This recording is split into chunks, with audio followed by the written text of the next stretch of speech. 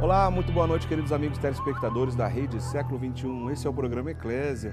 Eu sou Eric Módulo, com alegria a gente se encontra nesse horário que a gente conversa sobre catequese. O programa Eclésia é um programa de catequese, de um assunto relacionado à doutrina católica. E hoje, começando o mês da Bíblia, falaremos sobre um tema bíblico. No programa de hoje falaremos sobre o Pentateuco, os 5 primeiros livros da Bíblia. O Padre Guido Montinelli, que é especialista no assunto, está aqui ao meu lado, é um grande biblista. Já nós vamos entrar nesse tema. Pentateuco falaremos hoje, né, Padre Guido? Boa noite. Boa noite, Eric. Boa noite, prezados amigos e telespectadores. Meu grande abraço fraterno chegando mais uma vez nas vossas casas. Vamos lá, o Padre Guido, a gente sempre diz, é doutor em Bíblia. O assunto dele, de principal estudo, sempre foi as Sagradas Escrituras. Para a gente começar a entender um pouco sobre o contexto do Pentateuco e as riquezas que a gente encontra lá, Padre Guido, existe uma espécie de catálogo dos 73 livros que compõem a Bíblia? Existe, é muito bem definido, inclusive. Os 73 livros da Bíblia estão divididos em livros históricos, livros didáticos e livros proféticos. E esta subdivisão vale seja para os 46 livros do Antigo Testamento, como também para os 27 livros do Novo Testamento. Certo. No Antigo Testamento, nós temos 21 livros históricos, divididos em 2 grupos, 5 mais 16. Os 5 formam exatamente o Pentateuco que vamos apresentar esta noite, os primeiros 5, né? Livro Gênesis, Êxodo, Levítico, Números e Deuteronômio. Então quer dizer que Pentateuco significa os 5 primeiros livros da Bíblia. Exato. E se destacam esses 5 livros porque formam, em língua hebraica, a Torá, isto é, a doutrina. A essência da doutrina do povo eleito de Deus se encontra exatamente nestes primeiros 5 livros da Bíblia. Torá e Pentateuco, portanto, são sinônimos. Sim, exato. Porque, repito, contém toda a essência da doutrina, a lei de Deus, como comportar-se diante de Deus, como comportar-se na frente das pessoas, os vários tipos de cultos, etc. Depois temos 7 livros didáticos ou sapienciais escritos em forma de poesia. Certo. No livro de Jó, dos Salmos, que são 150, Cântico dos Cânticos, Sabedoria Eclesiástica e Eclesiástico. E temos depois 18 livros proféticos divididos em 2 grupos, 6 mais 12. Os 6 são chamados maiores profetas, maiores pelo fato que escreveram mais. Isaías, Jeremias, Lamentações, Baruque, Ezequiel e Daniel. E depois os 12 chamados menores, Sofonia, Miqueias, etc. Né? No Novo Testamento também se repete este catálogo. Temos 5 livros históricos, são os 4 evangelhos, Mateus, Marcos, Lucas e João, e o livro dos Atos dos Apóstolos. Depois temos 21 livros didáticos ou sapienciais, que são as cartas, né? As cartas de São Paulo, dos demais apóstolos, etc. E um livro só profético, que é o livro do Apocalipse.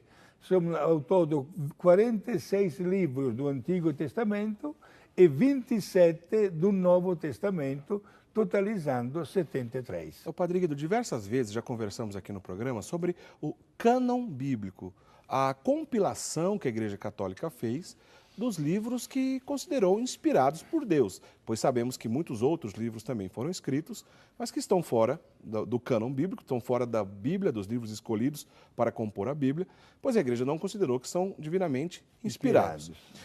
Já conversamos diversas vezes, aliás, lá no nosso site, no nosso portal rs21.com.br, na página do programa Eclésia. Tem um programa dedicado ao cânon bíblico, outro programa que fizemos também com o Carlos Nabeto, falando sobre a relação da igreja primitiva com a Bíblia. Enfim, tem um monte de assunto legal lá de programas passados. Então é fácil entender que a Igreja Católica trabalhou nesse assunto, fez então essa compilação dos livros considerados divinamente inspirados, o chamado cânon bíblico. Agora, no Antigo Testamento, quando a Igreja Católica ainda não tinha sido instaurada por Cristo, já existia ali uma compilação de livros. Sim. E tem uma famosa expressão chamada Septuaginta, sim, que nós ouvimos falar do tal cânon Septuaginta. O que é isso, Padre Guido? Perfeito. Vamos com o nosso pensamento há mais ou menos 250 anos antes da vinda de Jesus, quando o país de Israel e da Palestina sofreu uma grande carestia e milhares de pessoas mudaram para o Egito, que era um país onde havia grandes estoques de alimentos. Né? Na cidade de Alexandria, do Egito, o rei, notando que todos os dias chegavam milhares de pessoas que praticavam inclusive um culto diferente, fez questão de ter alguma coisa assim por escrito a respeito da religião que este povo estava levando consigo. Certo. Foi assim que ele pediu que fosse feita uma tradução do hebraico e aramaico para a língua grega, língua que era falada na cidade de Alexandria. Certo. Então, o povo que estava lá aceitou este convite, sentiu-se inclusive lisonjeado pelo rei daquela cidade, né? Era até uma maneira de transmitir uma cultura talvez um pouco diferente, mas profunda. E foram escolhidos, na verdade, você falou o nome de Septuaginta, significa 70. Certo. Na verdade, foram 72 homens. 72 homens. Sim, de grande seriedade profissional, de verdadeira integridade humana, sábios, inteligentes e todos com um santo temor de Deus. E estes homens traduziram, prestem bem atenção agora, os 39 livros da Bíblia que existia naquela época. Até então, como o Antigo Testamento era conhecido. Perfeito. Só que, ao término deste trabalho, mesmo não tendo uma comunicação de um com o outro... Quer dizer que os 72 fizeram o trabalho sozinhos, separados? Sozinhos, separados, certo. Exato. Está documentado, inclusive, isso. Estes 72 homens acharam por bem acrescentar aos 39 livros tradicionais, mais 7 que, no parecer deles, e conforme, digamos assim, a sabedoria do povo do tempo, mereciam mesmo fazer parte da Bíblia. E acrescentaram mais 7. Estes 7 são definidos, do ponto de vista jurídico, deuterocanônicos. Isto é, isso, Padre Guido? Foram considerados divinamente inspirados pela Igreja num segundo momento, ao passo que os 39 livros iniciais pertencem ao protocanônico, foram os primeiros a serem considerados e definidos. Foi o grande concílio de Trento, no ano 1545, que uma das primeiras ações que ele fez, validou e considerou como divinamente inspirados todos os livros do Antigo Testamento, 46, mais, naturalmente, os 27 do Novo Testamento. Quer dizer, então, que o trabalho daqueles 72 homens, mais ou menos 250 anos antes de Cristo, né? Por isso que vem a palavra Septuaginta, né, dos 70, eram judeus, né, Padre Guido? Eram judeus, exato, que emigraram para o Egito. Então, esses homens, o trabalho que esses homens fizeram, a compilação, então, do Antigo Testamento, a Igreja Católica aceita normalmente. Sim. Até hoje está... Até hoje é assim, perfeito, né?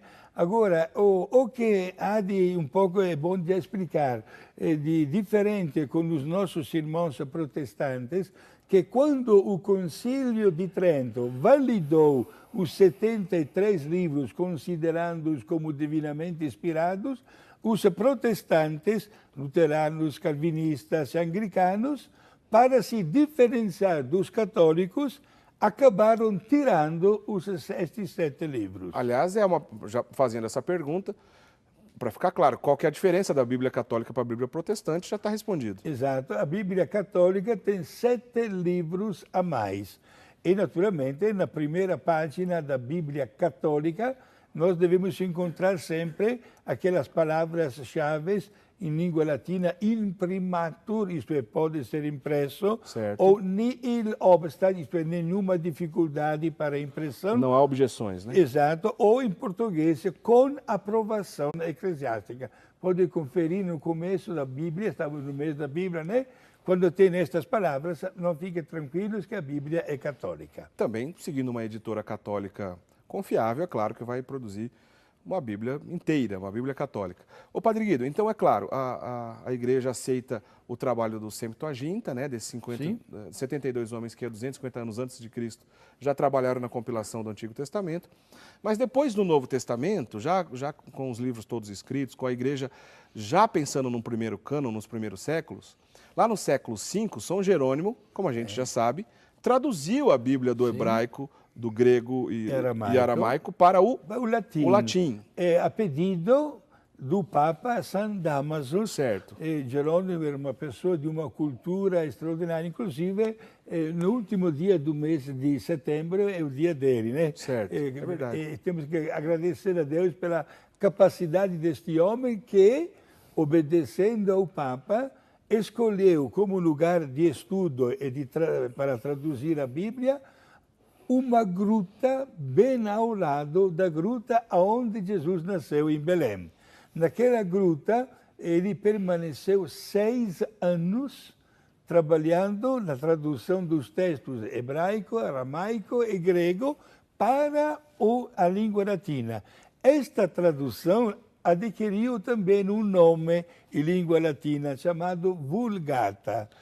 Quer dizer, Padre Guido, que nessa Vulgata já estava a Bíblia como a gente conhece hoje. Exato. Depois da língua latina, que é a nossa língua mãe, foi traduzida para português, espanhol, italiano e francês. Até mesmo na época da Reforma Protestante, teve também uma tradução de Lutero, né? Sim. Que para o alemão, teve algum problema com essa tradução, Padre Guido? Sim, teve, porque Martinho Lutero traduziu a Bíblia de sua iniciativa do grego, hebraico, aramaico para o alemão, porque morava na Alemanha. Certo. Só que na teologia de Lutero, ele colocava a fé, que é uma virtude, né, fundamental e teologal, num lugar extraordinário, mesmo sem ser acompanhada pelas obras.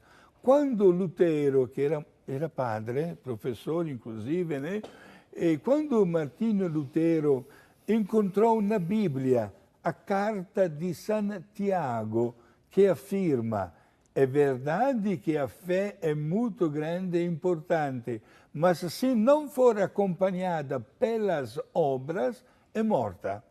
Lutero não gostou desta afirmação de Santiago e simplesmente arrancou esta carta da Bíblia. Até hoje, as Bíblias luteranas não têm a carta de Santiago. Já que essa passagem bíblica atrapalhava aquilo que ele acreditava, foi melhor arrancar a página do que mudar a crença, né? É mais fácil nesse caso, né, Padre Guido? Exato. Mas é claro, dilacerou a palavra de Deus. Bom, Padre Guido, voltando ao assunto Pentateuco propriamente dito, lembrando, quais são mesmo os 5 livros do Pentateuco? São 5, o livro de Gênesis, que significa das origens do mundo e da criação do homem e da mulher. Êxodo, significa a saída do povo do Egito. Levítico, uma sequência de leis religiosas. Número, o recenseamento do povo que foi feito. E Deuteronômio, uma palavra um pouco difícil, né? Isto é a segunda lei. É um resumo de tantas páginas que já encontramos no primeiro e segundo livro, e com os dias terminais, digamos assim, do grande Moisés, com os seus 4 grandes discursos antes da sua morte. O livro do Gênesis, ele tem 50 capítulos, né, Padre Guido? Sim. Também existe uma espécie de classificação dentro desses 50 capítulos, Sim. né? Em 3 partes podemos dividir o livro das origens. Os primeiros 11 capítulos falam exatamente da criação do mundo e depois, que o mundo estava bem preparado, da criação do homem e da mulher. Certo. Com uma linguagem belíssima, minha gente. Quando Deus cria o mundo, está escrito a palavra faça-se. Faça-se o céu, a terra, faça-se o sol, a lua, façam-se os animais, as árvores frutíferas, etc. Façam-se. Quando se trata de criar o homem e a mulher, o verbo é façamos, não faça-se. Para deixar bem claro que para criar o homem há uma intervenção direta de Deus. E, na verdade, o homem recebe a imagem e a semelhança de Deus, com os dons da inteligência, da vontade, da liberdade, com a vida espiritual e com o destino para a vida eterna. Interessante. É um livro riquíssimo. Aliás, o Pentateuco todo é muito rico, né, Padre Guido? Karen faz uma pergunta assim, Padre Guido, por que os nossos irmãos protestantes acabam seguindo e falando mais do Antigo Testamento do que do Novo Testamento? É porque o Novo Testamento é a Igreja Católica que domina perfeitamente, né? Porque manifesta sem nenhuma alteração a mesma doutrina manifestada por Jesus. E o Paulo Vitor fez uma pergunta que eu já ia entrar no assunto na sequência para aproveitar que é a pergunta dele. Está dizendo que não perde nenhum programa, gosta muito do programa Eclésia. A pergunta dele é o seguinte, no livro de Gênesis contém metáforas, a pergunta é, contém metáforas e como que deve se interpretar? Porque realmente não é fácil, né, Padre Guido, interpretar Exato. o livro de Gênesis. Sim, não devemos pegar ao pé da letra tudo que está escrito na Bíblia Sagrada. Tudo deve ser orientado e explicado conforme o ensinamento do magistério da Igreja. Certo. A Bíblia não foi escrita de um dia para o outro. São mais de 1.800 anos de escrituras, certo? E a mentalidade muda até o gênero de maneira de escrever. Quantas pessoas escreveram na Bíblia? De 50 a 52 pessoas. E cada uma escreveu conforme recebeu a revelação de Deus, usando, porém, a mentalidade e a metodologia típica da sua época. Então é possível afirmar que lá em Gênesis a gente encontra uma linguagem alegórica, Padre Guido? Sim, são tantas alegorias que nós encontramos para dizer uma determinada verdade. Por exemplo, não podemos imaginar que uma serpente comece a falar. Nunca se viu uma serpente, uma cobra que fale, né? É a voz do mal, a voz da consciência, a voz do demônio também. Certo. Certo? E devemos interpretar determinadas expressões exatamente numa alegoria que manifestam publicamente o sentido altamente teológico das palavras contidas na Bíblia Sagrada. Quer dizer, a gente tem que entender o ensinamento, aquilo que nós precisamos absorver daquele ensinamento, mas não necessariamente ficar preso aos detalhes ali dessa alegoria, né, Padre Guido? Exato, né? É como, Eric, antes da propaganda política, você fez uma pergunta, né, para poder responder a respeito das 12... das 12 tribos, vamos entrar nisso. É o seguinte, é aquela questão dos 144 mil, né, Padre Guido? Sim. Há quem defenda por aí, né, que apenas 144 mil pessoas poderão ser salvas. É uma interpretação fundamentalista de um texto que está em Gênesis, né, Padre Guido? Sim. Explica pra gente, que história é essa dos 144 mil? Bom, em primeiro lugar, o desejo e a vontade de Deus supera este número, porque Deus quer que cada um de nós se salve, qualquer que seja o seu estado de vida, sua nacionalidade, cor de pele, credo profissional, etc. A salvação é universal. Começamos daqui. Agora, no livro de Gênesis, nós encontramos exatamente dos capítulos 11 até o capítulo 36 a história dos grandes patriarcas, entre os quais nós destacamos Abraão, Isaac e Jacó. E Jacó teve os 12 filhos. Jacó, o nome de Jacó mudou por Israel. E sabemos que Deus prometeu abundância nesta descendência, nesta família, que representa o mundo inteiro. Quando se fala das 12 tribos de Jacó, para dizer bem claro que ninguém fica excluído. Estamos ainda no primeiro livro da Bíblia. Agora, Eric e prezados amigos, se nós pularmos para o último livro da Bíblia, do Apocalipse, exatamente no capítulo 7, encontramos novamente estas 12 tribos. O número 12, em língua hebraica, representa a infinidade. Certo. Isto é para dizer que foge ao controle humano. E o autor sagrado, São João, aproveita destas 12 tribos e coloca o valor de 12 mil cada tribo, de pessoas que se salvam, né? Para dizer que foge ao controle humano o número certo, porque, repito, o chamado para a santidade é universal. Inclusive, Ao término do relatório destes 12 mil vezes 12, portanto dá 144 mil, temos um versículo onde está escrito: e depois disso eu vi uma multidão tão grande que ninguém podia contar. Esta que é a vontade de Deus, né? Isto é, o número não deve ser pego ao pé da letra, sendo que o chamado para a santidade é universal. Então, essa questão dos 144 mil, como o senhor bem explicou, tem a ver com as 12 tribos de Israel, né? 12 mil cada uma delas, sendo 12 a totalidade, 144 mil. Não significa ao pé da letra que só isso serão salvos. Exato. E o senhor fez bem esse paralelismo com Apocalipse, capítulo 7. O versículo que o senhor citou é o versículo 8, né, Padre Guido? Versículo 8, exato. Onde está escrito: depois disso, eu vi uma multidão tão grande que ninguém podia contar. Lamentamos, porém, que algumas religiões que pegam, ou seitas, mais que religiões, que pegam ao pé da letra este trecho, acabaram cortando esta expressão.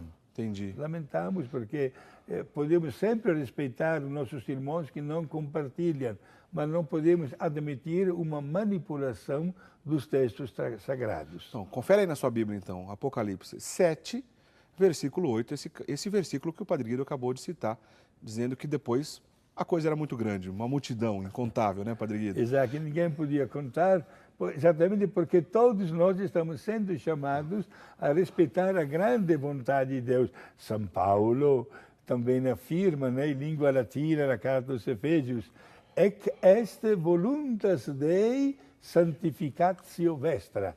Esta é a vontade de Deus, a vossa santificação.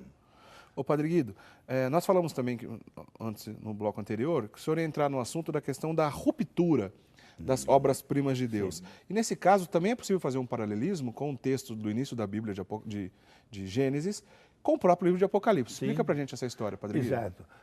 Deus criou os seres espirituais, isto é, os anjos, e criou também, nós chamamos da nossa obra-prima, porque são diretamente interessados, o homem e a mulher, a sua imagem e semelhança. Certo. Isto é, ao passo que Deus criou os animais antes da pessoa humana, os animais respondem sempre ao seu instinto.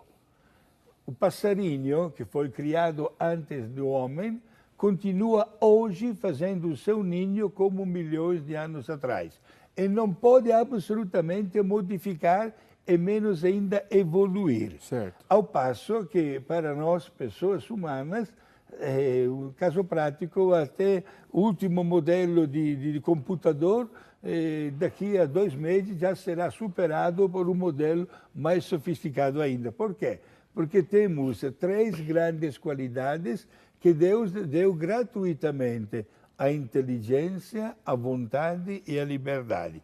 Além disso, a vida espiritual, porque fomos criados à imagem e semelhança de Deus. O que significa isso? Se Deus é eterno, nós somos chamados para a eternidade. E é interessante, Henrique, notar que quando Deus cria a pessoa humana, está escrito assim, usando uma linguagem tipicamente humana. Deus faz como um fantoche de barro e depois sopra no nariz. E o sopro significa a transmissão de algo de si para aquele ser. Certo. 2 vezes somente na Bíblia encontramos o sopro divino. O Ruá, Padre Guido? O Ruá, exatamente. Opa, conheço um pouco de hebraico, né? Há um tempo com o senhor aqui, eu vou aprendendo, né, Padre Guido? Exato, chama-se de Ruá. E na hora da criação do homem e da mulher, e milhares de anos depois, quando Jesus ressuscitado aparece aos apóstolos e doa o poder de absolver os pecados, está escrito no Evangelho que Jesus soprou sobre os seus apóstolos e disse: recebei o Espírito Santo, os pecados que vocês perdoardes serão perdoados. Naquele momento, Jesus institui oficialmente o sacramento da confissão. Nessa questão da ruptura das criaturas, da discussão sobre o pecado original também, etc., separando a questão agora da criação dos seres angelicais, dos anjos, sim, que eu disse que tem até uma relação com Apocalipse, Padre Guido. Lá em Apocalipse, principalmente no capítulo 12, né, da narração... Explica aí para a gente, Padre Guido. Primeiro começamos exatamente como está na Bíblia. Deus deu a inteligência, vontade e liberdade. Só que o homem não soube usar bem estas qualidades. Aí que aconteceu a ruptura com a experiência tristíssima que até hoje nós pagamos, né, como consequência disso, a ruptura com o pecado chamado original, porque é cometido na origem da humanidade e que tem uma repercussão até o fim do mundo. Mesmo com a celebração do sacramento do batismo, que cancela esta mancha do pecado original, as consequências continuam na nossa vida. Certo. Ainda bem que estamos no ano da misericórdia, né? Que a misericórdia de Deus supera sempre a nossa fraqueza humana. E o homem, criando esta ruptura com Deus, acabou vivendo uma situação muito infeliz, inclusive com a experiência da morte. Certo. A morte não foi criada por Deus. A morte entrou no mundo devido ao pecado. Pelo fato que nós pecamos, todos nós morremos. Agora, se nós fizéssemos uma pergunta, padre, mas deixamos um instantinho de lado o homem, o Senhor acenou aos anjos. Sim, também para os anjos houve uma provação. Deus, respeitando a liberdade deles, acabou depois premiando uns e castigando outros. O que aconteceu com os anjos? Na verdade, na Bíblia não está registrado. Certo. Há somente algumas pistas que nós, digamos assim, biblistas, estamos estudando ou até seguindo.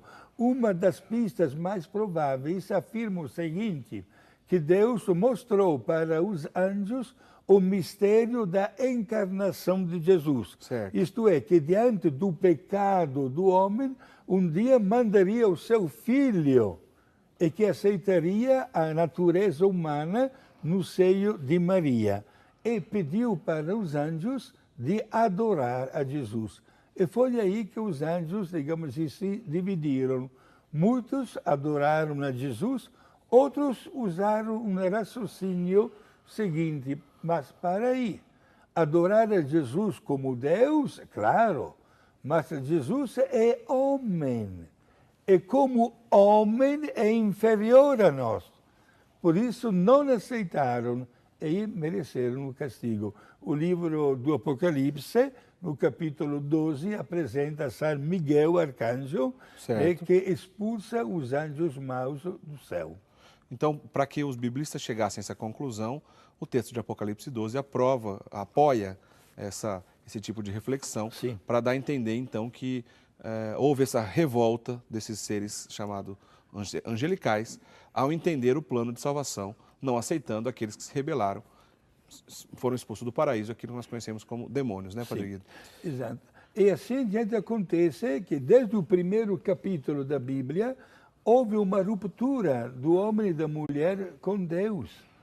E hoje nós pagamos as consequências. A única pessoa que foi preservada da mancha do pecado original, por um privilégio, digamos assim, pelo fato que no corpo desta pessoa se formaria mais tarde o corpo de Jesus, foi Nossa Senhora. É dogma de fé. Imaculada Conceição. Imaculada Conceição, pronunciado oficialmente pelo magistério da Igreja através do saudoso, grande e hoje beato Papa Pio IX, no dia 1º de novembro do ano 1854. 4 anos antes da aparição de Nossa Senhora de Lourdes, onde ela se apresentou como Imaculada Conceição. Exato, esta sua colocação, que 4 anos depois, Nossa Senhora apareceu e se identificou lá em Lourdes com aquela famosa frase, né? Je suis l'Immaculée Conception, em francês. Eu sou a Imaculada Conceição. Padre Guido, repete para gente aí os 5 livros do Pentateuco, por favor. Certo, o livro do Gênesis, isto é, das origens do mundo e da pessoa humana, e o livro do Êxodo, que é a saída do povo do Egito rumo à Terra Prometida, numa viagem que durou 40 ou até 42 anos com Moisés. O livro do Levítico, que está cheio de leis a respeito do comportamento da pessoa humana com Deus, sacrifícios, expiações, etc., e lugares sagrados. O livro dos Números, quando Moisés mandou fazer o recenseamento do povo dos judeus, né? E o livro do Deuteronômio, segunda lei, que é um pouco um resumo dos principais eventos contidos no livro do Gênesis e que contém depois, como parte, conteúdo fundamental, os últimos 4 discursos de Moisés antes da morte. Ô, Padre Guido, existe uma especulação, dá para a gente entender quem escreveu esses 5 livros? Geralmente, nós chegamos a Moisés. Certo. Padre Amélie escreveu pessoalmente, não. Pode ser que ele ditava episódios, inclusive há tantos episódios repetidos nesses 5 livros, né? E parece que foi Moisés o autor principal que se serviu até de tantas outras pessoas para escrever isso. Nossa, se ele ditou tudo isso, deu trabalho, né? Porque todo mundo sabe que Moisés era gago, ditar 5 livros desses não foi fácil, foi um trabalho demorado, hein, Padre Guido? Exato, é interessante. Quando quem não sabe, era mesmo gago. Inclusive, quando ele recebeu a tarefa da parte de Deus de encaminhar o povo para fora do Egito, para voltar para a Terra Prometida, a primeira dificuldade que Moisés disse para Deus, mas para aí, eu tenho, não usa a palavra gago, tenho dificuldade na linguagem, né? Ele usa esta palavra, né? E foi aí que Deus coloca Arão, o irmão dele, né, ao seu lado como intérprete do pensamento. Pois não, Exato. E aí, ainda bem que tinha mais gente para ajudar ele aí, né, Padre Exato. Guido? Agora, pensando não só no Pentateuco, mas em toda a Bíblia, mas já que a gente está falando de Pentateuco aqui, do trabalho de Moisés, como é que a gente vai saber, Padre Guido, como é que a gente entende que ali pode ter a inspiração divina ou pode ter a revelação direta, a intervenção direta de Deus? É possível entender essa diferença, Padre Guido? Sim, exato. Gostaria primeiro de dizer o seguinte, Eric, que em toda a Bíblia, não somente no Pentateuco, mas em todos os 73 livros da Bíblia, se apresentam 2 grandes fenômenos. Um chamado revelação, o outro chamado inspiração. O que é revelação? É o jeito com o qual Deus manifesta o seu pensamento para uma pessoa humana. Deus revela o seu plano, o seu projeto. E inspiração é a maneira como a pessoa, recebendo a luz de Deus, escreve, respeitando plenamente a sua mentalidade, o tempo no qual vive, escreve o pensamento de Deus. Isto para deixar bem claro que em todos os 73 livros da Bíblia não há nem um erro.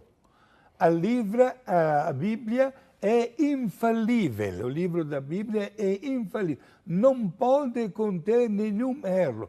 Mas se alguém dissesse, mas padre, não compartilho esta sua afirmação, é porque tem algumas passagens que é tão claro que não pode ter acontecido aquilo. Por exemplo, o senhor até já citou que a questão do sol, é isso que o senhor vai dizer? Uma das questões seria aquela do livro de Josué. Essa é boa, Padre Guido, explica pra gente. Exato, é o seguinte, logo após do Pentateuco, o primeiro livro seguinte é de Josué. Josué foi o sucessor imediato de Moisés, né? E já estava o povo na terra de Canaã, já tinha passado o Rio Jordão, já estava na terra prometida. Acontece que numa conquista de uma cidade, Josué estava em cima de um morro e notou que o exército dele, digamos, estava ganhando. Portanto, ele fez um pedido para Deus, o seguinte: meu Deus, por favor, mande o sol parar, de maneira que o dia fica mais comprido de algumas horas e o meu povo vai ter a vitória total contra esta gente.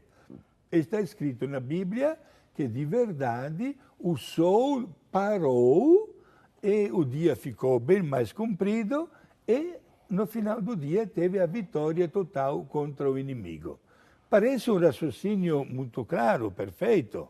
É só que no ano 1500, que é chamado o século do 1500, século XVI, Certo. é chamado o século do Renascimento, devido às grandes descobertas, né? A pólvora, o papel, a grafia, o escrito, etc., descobertas até do Brasil, né?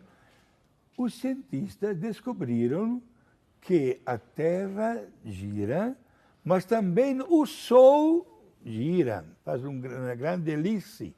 Portanto, chegaram a uma conclusão que é verdadeira.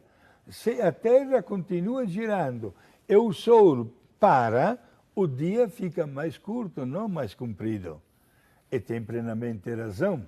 Então, vem a pergunta, o que é que aconteceu naquele dia?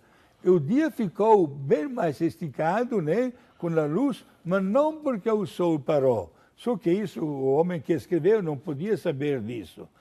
Houve uma intervenção milagrosa de Deus e o dia ficou mais esticado. Quer dizer, quando o senhor diz a Bíblia não tem erro, houve uma intervenção divina, ponto. Isso está claro. Com os conhecimentos científicos da época, não bate depois com o avanço da ciência, nós estamos dizendo de um erro de ciência, de história, isso aí é outra coisa. O Padre está dizendo que do ponto de vista de entendimento teológico e do plano da história de salvação, não teve nenhum erro. Está certo interpretar assim, Padre? Perfeito. Podemos exatamente afirmar isso. Agora, os vários estudos modernos da ciência, alguém poderia dizer, padre, a igreja então se coloca contra a ciência. Não. A igreja colabora. Tivemos momentos difíceis. Temos que reconhecer isso também, especialmente na época da Reforma e contra-reforma protestante, né? Mas a igreja colabora plenamente e dá total espaço à ciência no estudo da verdade.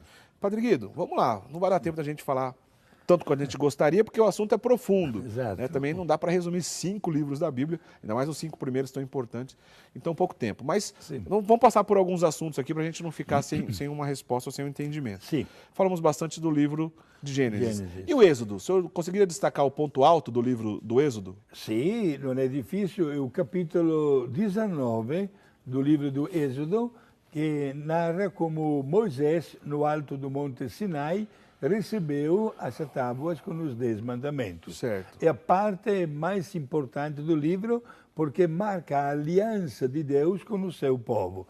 E os 10 mandamentos são idênticos, como nós hoje aprendemos, e ninguém poderá nunca modificar nenhuma vírgula. Então, os 10 mandamentos, Padre Guido, que é uma coisa tão antiga e já houve tanta coisa que aconteceu de lá para cá na história da salvação, até mesmo a encarnação do Verbo, né? Sim. Jesus nasceu, morreu, ressuscitou, etc., a igreja. Eu pergunto para o senhor, ainda está válido, ainda está vigente os 10 mandamentos, Padre Guido? Olha, Érico, eu quase vou te excomungar. Não, pelo amor de Deus. Por essa pergunta.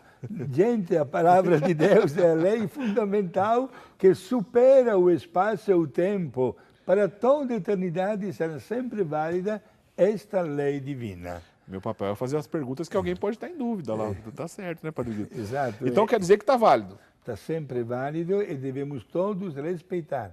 Inclusive, todas as vezes que nós queremos fazer uma avaliação da caminhada pessoal da nossa vida, vamos pegar esta página com os 10 mandamentos, porque é a lei completa de Deus e nos ajuda a interiorizar o pensamento divino e a dar uma bela resposta de fidelidade. Um assunto que é muito recorrente aqui nos nossos contatos, que a gente recebe aqui no programa Eclésia. Aliás, eu acho que qualquer apostolado católico recebe esse tipo de coisa, que é a questão das imagens.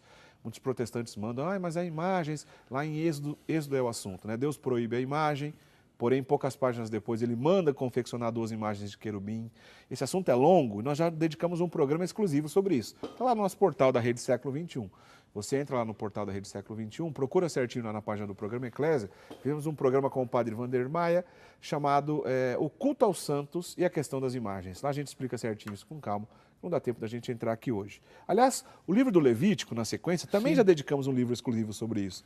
Um programa exclusivo sobre o livro do Levítico, que não é fácil de entender, eu acho difícil o livro de Levítico. Mas, em poucas palavras, como é que o senhor resumiria esse livro? É um livro estritamente religioso, com tantas regras para a pessoa manifestar o seu culto com Deus, né? É um livro de 27 capítulos, é o mais curto dos 5, como na quantidade de capítulos, e fala exatamente dos holocaustos, dos sacrifícios que se oferecem para Deus.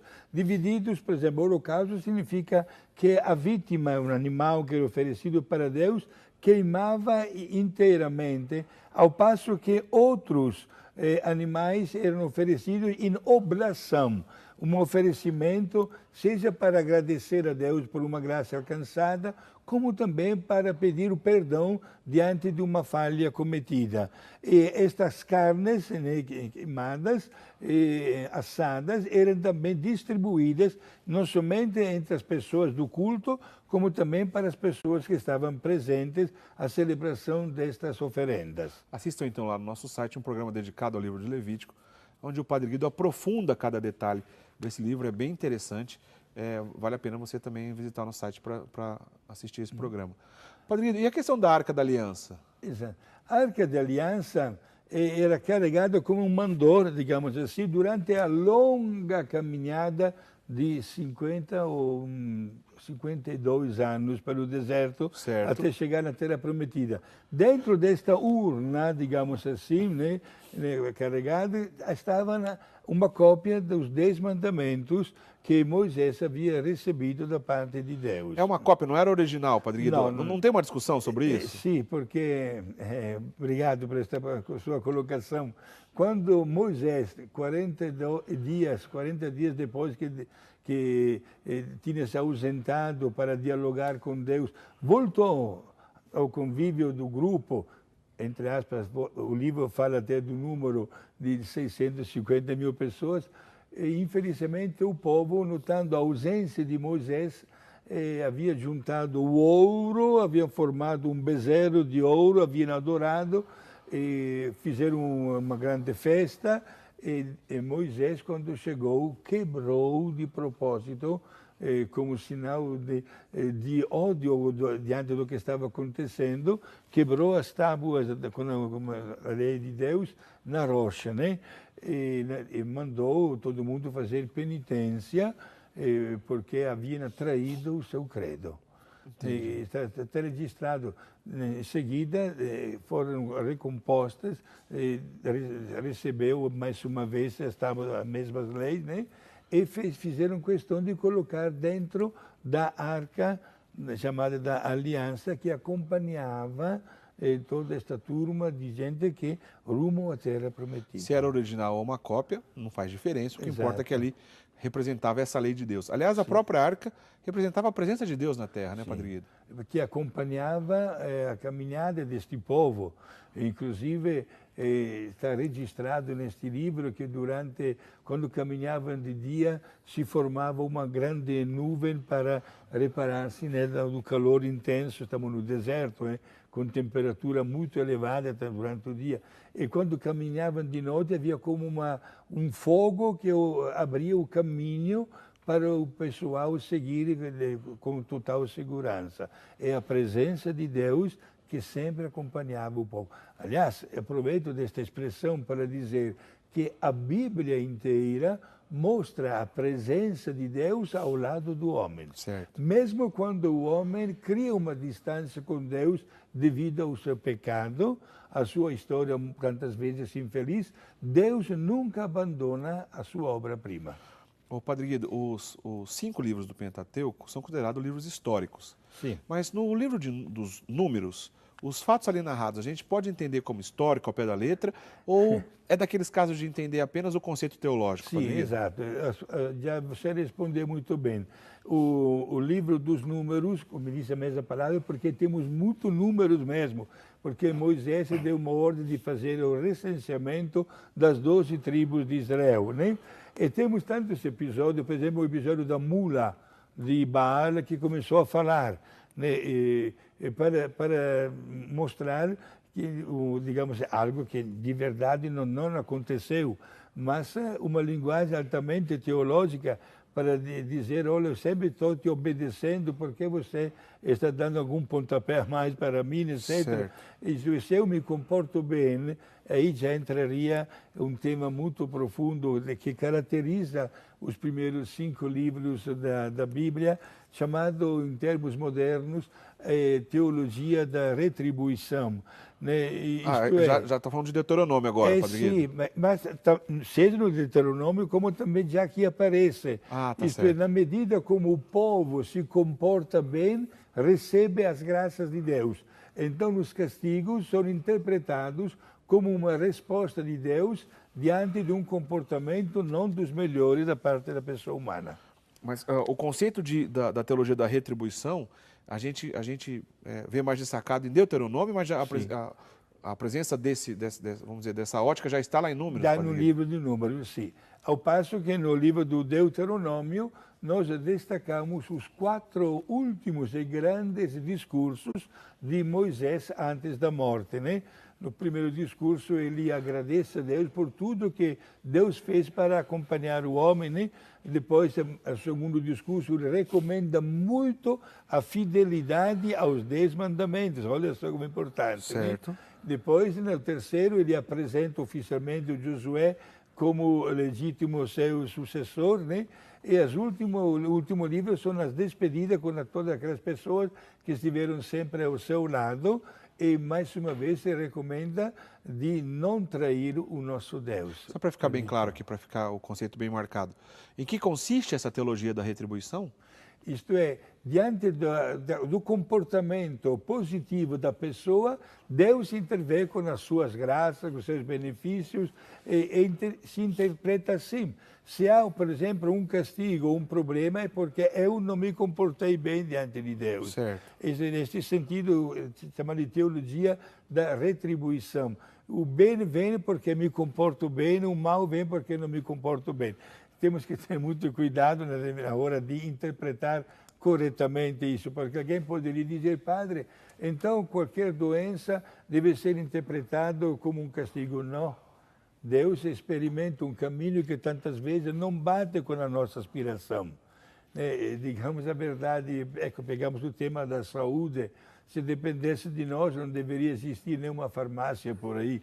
Me desculpem os que trabalham nas farmácias, não quero absolutamente ofender a ninguém. Mas para dizer, nós gostamos muito da nossa saúde, mas o caminho também que Jesus escolheu para mostrar o seu amor não foi o caminho da salva de palmas, dos elogios, de uma coroa de ouro na cabeça, mas foi o caminho da renúncia, das privações e da cruz e do Calvário e da morte violenta na cruz. Padre Guido, e aquele episódio da serpente de bronze, está lá no Pentateuco também, qual livro que é?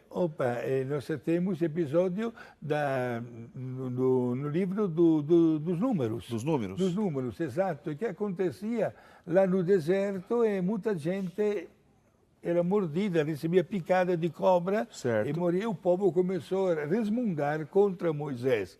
E Moisés, nos seus diálogos com Deus, disse, olha o que está acontecendo. E vejam só a resposta que Deus deu para Moisés. Faça uma serpente de bronze, bem grandona, e coloque no alto de um morro. As pessoas que forem picadas pelas cobras, olhando para aquela serpente de bronze, ficarão curadas, não vão morrer, pelo contrário, ficarão curadas. E assim aconteceu. Uma imagem de um paralelismo, pulamos agora milhares de anos, com uma expressão de Jesus, que repetiu inclusive muitas vezes, quando eu serei elevado no alto, na cruz, atrairei todos para mim. Praticamente uma prefiguração da cruz de Cristo. Perfeito, é um paralelismo. Temos muitos paralelismos do Antigo com o Novo Testamento. Aliás, podemos dizer que o Antigo Testamento foi escrito para preparar a pessoa a receber a mensagem direta de Jesus. E o Novo Testamento justifica exatamente o Antigo. Sendo assim, é impossível entender bem o Novo Testamento se não tiver um contato bem feito com o Antigo. É Exato, correto pensar sim, isso, Padre Guido? Exato. E, inclusive, aproveito dessa sua expressão para responder a tantas pessoas que perguntam, padre, mas eu tenho uma certa dificuldade na leitura e compreensão do Antigo Testamento, e é verdade, pelo fato que nós conhecemos mais Jesus, né? Mas é muito importante ler com calma, sem nenhuma pressa, especialmente neste mês dedicado ao estudo e meditação da Bíblia Sagrada, ler páginas interessantes do Antigo e também do Novo Testamento, Certo. porque uma ajuda a outra na explicação. Ô, Padre Guido, como o senhor já explicou durante o programa, os 5 livros do Pentateuco são livros históricos, mas não são os únicos, né? Não. Quantos outros livros são históricos? Temos mais 16 livros históricos, livros das crônicas, dos reis, Malaquias, temos também o livro de Samuel, o primeiro, o segundo, temos também o livro dos Macabeus, muito importante, são livros de Tobias, são todos livros de Judite, de Esther, e também das mulheres famosas no Antigo Testamento, né?